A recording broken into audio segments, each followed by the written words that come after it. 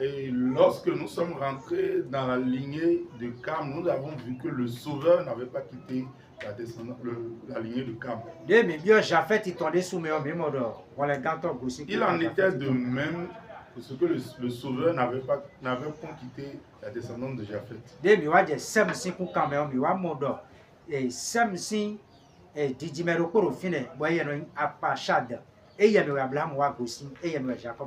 nous avons vu aussi que c'est à partir d'une descendance de Sem qu'il y a une descendance là, une lignée là, qui est à Pachad. C'est à partir de là que nous pouvons voir la lignée du Sauveur, la descendance du...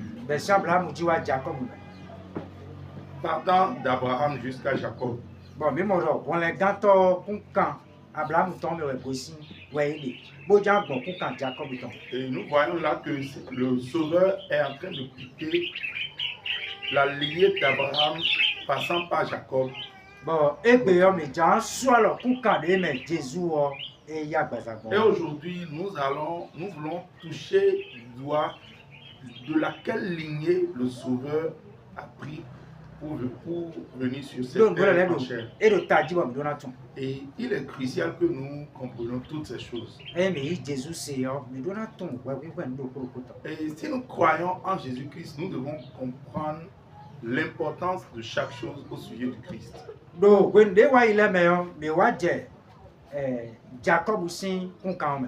Et par le passé, nous étions tombés sur la lignée de Jacob.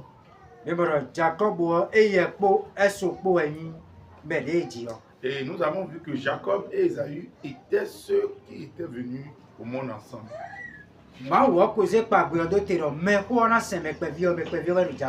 Et Dieu avait déjà dit au préalable que c'est le plus grand servirait le plus petit, et le petit c'était Jacob.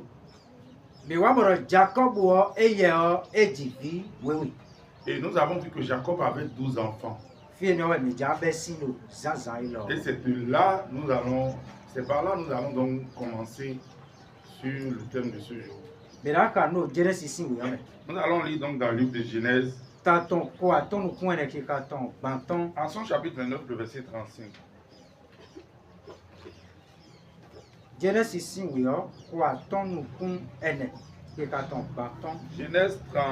Genèse 29, pardon, verset 35.